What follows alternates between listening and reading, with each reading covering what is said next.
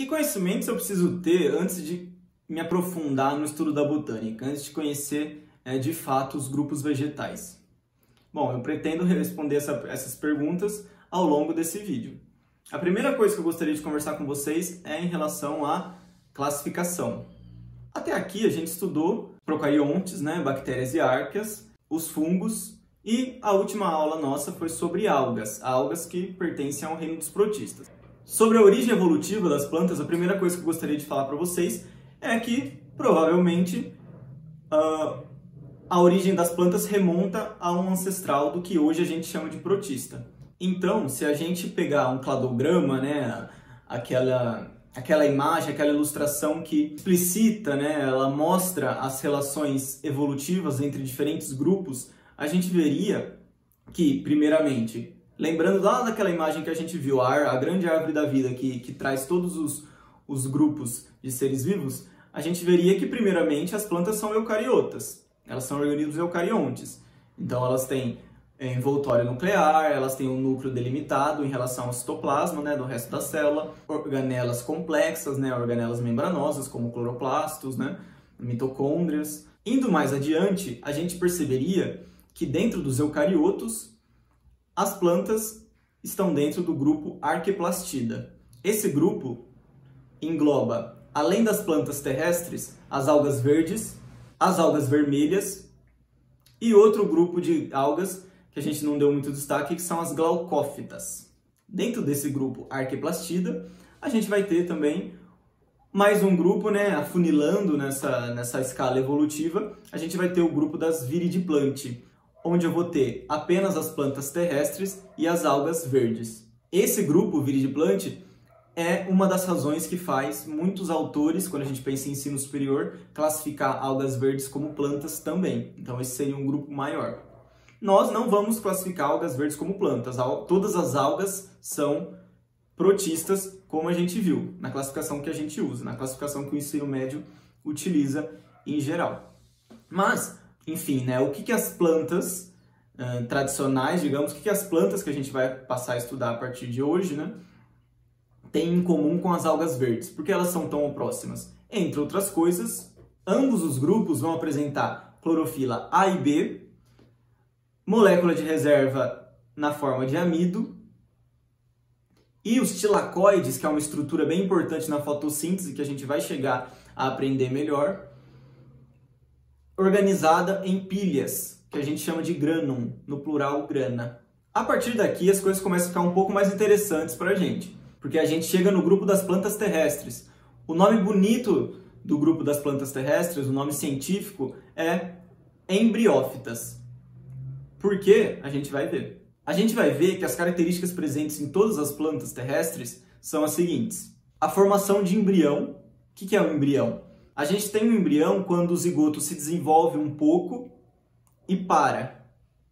Esse desenvolvimento cessa por um tempo até ele encontrar condições favoráveis novamente. As plantas terrestres também vão ter cutícula, que seria uma proteção lipídica, principalmente ali nas folhas, contra dissecação. A presença de tecidos verdadeiros, por exemplo, o parênquima, que é um tecido importante na sustentação, no preenchimento das plantas, em geral. Eu vou ter os esporos com características parecidas entre as plantas terrestres, principalmente esporos impregnados de esporopolenina. E por último, mas não menos importante, as plantas terrestres elas vão apresentar uma camada de células estéreis envolvendo os gametângios. Outra característica própria das plantas é a questão de que todas as plantas serão multicelulares, pluricelulares, Elas são todos organismos complexos, eu não tenho plantas unicelulares. Entre todas essas características que a gente comentou, eu gostaria de dar maior destaque para a questão das células estéreis, que envolvem o gametângio, e para a formação de embrião. Aí você me pergunta, mas o que é um gametângio? Lembrando que as plantas elas vão apresentar duas versões de si mesma. Então eu vou ter uma planta que a gente vai chamar de esporófito e a outra que a gente vai chamar de gametófito na mesma espécie. Vamos começar por aí, Um gametófito é uma planta que produz gametas. Beleza. Um gametângio é o local de produção dos gametas. E o gameta, a gente já destrinchou melhor na aula sobre ciclos de vida, né? A gente já entendeu. É uma célula que precisa se unir a outra compatível para dar origem a um zigoto, para fecundar. Por outro lado, um esporófito é uma planta que produz esporos. Um esporângio é o local de produção dos esporos. E um esporo, como a gente também já chegou a ver, é uma célula pronta a dar origem a um novo indivíduo, pronta a germinar, em condições favoráveis, é claro, e dar origem a um novo indivíduo e continuar o ciclo. Então, sistematizando tudo isso, a gente sempre vai ter o seguinte: um gametófito que possui gametângios, e dentro desses gametângios eu tenho a produção de gametas. Por outro lado, os esporófitos vão possuir esporângios, e dentro desses esporângios eu tenho a produção de esporos. Aí agora você pensa, beleza, entendi o que significa cada termo desse, mas qual a importância disso, né? Aonde eu vou ver isso? Aonde eu vou usar isso?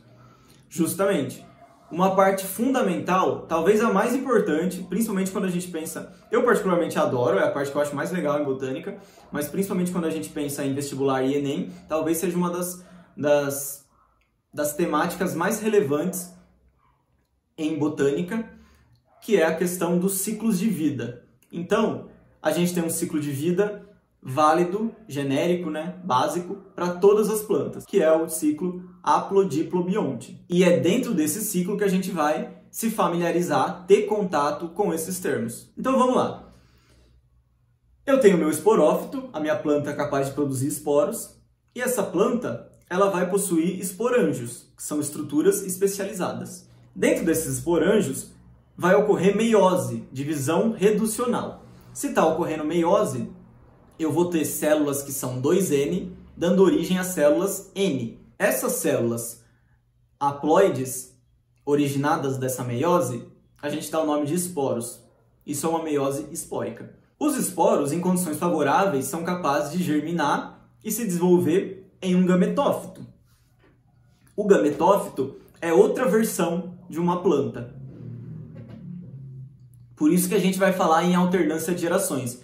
Eu vou alternar entre esporófito e gametófito, esporófito e gametófito, esporófito e gametófito. Voltando ao nosso ciclo, um gametófito haploide, ele é uma planta que produz gametas, onde esses gametas vão ser produzidos nos gametângios. Então, os gametófitos, eles vão possuir gametângios, que são estruturas especializadas em produzir gametas.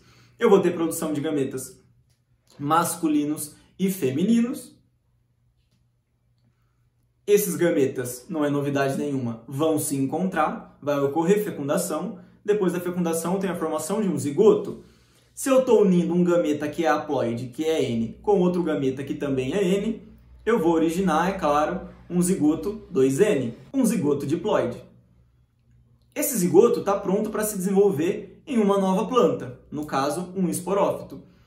Como? Se ele é uma célula só. Como uma célula só vai dar origem a um organismo complexo, multicelular. Aí a gente vai lembrar da mitose. O zigoto, que é uma célula única, vai sofrer sucessivas mitoses e dar origem ao esporófito.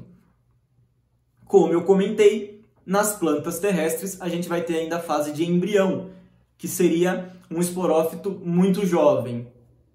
Então o zigoto se desenvolve até o estágio de embrião, cessa o desenvolvimento, ele fica dormente por um tempo e depois, em condições favoráveis, ele volta a se desenvolver e cresce formando um esporófito. Esse é o ciclo por alternância de gerações. Esse ciclo é o que a gente vai ver em todos os grupos vegetais que a gente vai estudar. É claro que entre os 4 grupos que a gente vai trabalhar, eu vou ter esse ciclo por alternância de gerações, daquele jeito que a gente viu, só que em cada grupo eu vou ter particularidades. Então eu vou ter estruturas que eu vou enxergar e vou nomear embriófitas, mas eu não vou enxergar algumas delas em angiospermas.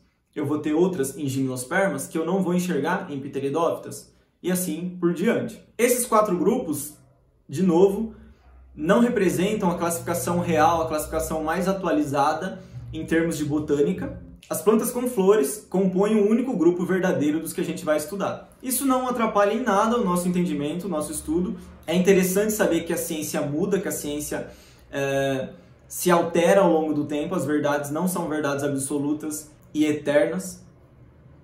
Mas, para o nosso intuito aqui, para o intuito de estudar para o vestibular, esses 4 grupos nos bastam. Para fechar esse vídeo, eu gostaria de demonstrar uma questão muito interessante dentro do estudo de botânica, que é o seguinte: em todos esses grupos, em toda planta, eu vou ter um gametófito e vou ter um esporófito. Mas o tamanho, a complexidade, a relevância do esporófito e do gametófito vão variar de grupo para grupo. Ao longo da evolução, a gente percebe que o gametófito, que no início, em briófitas, por exemplo, é a planta dominante, é a planta que eu sempre enxergo, que é bem maior, muito mais complexa do que o esporófito, essa lógica se inverte a partir do grupo das pteridófitas. Eu tenho um contínuo crescimento, um contínuo aumento de complexidade do esporófito, enquanto eu tenho um contínuo decaimento de complexidade nos gametófitos. Nos musgos, o gametófito é a parte dominante, é a parte mais complexa, e nos outros grupos eu tenho o esporófito sendo a parte dominante, a parte mais complexa. Gente, o estudo de botânica, o estudo das plantas é uma coisa deliciosa. É difícil? De fato, não é das coisas mais fáceis. Mas como tudo na vida, quando a gente aprende, quando a gente entende, fica muito mais tranquilo. E quando a gente entende botânica, é muito bacana, é muito legal. As plantas são interessantíssimas. E eu me despeço aqui, espero que esse vídeo tenha ajudado, tenho certeza que vai ajudar. Até uma próxima!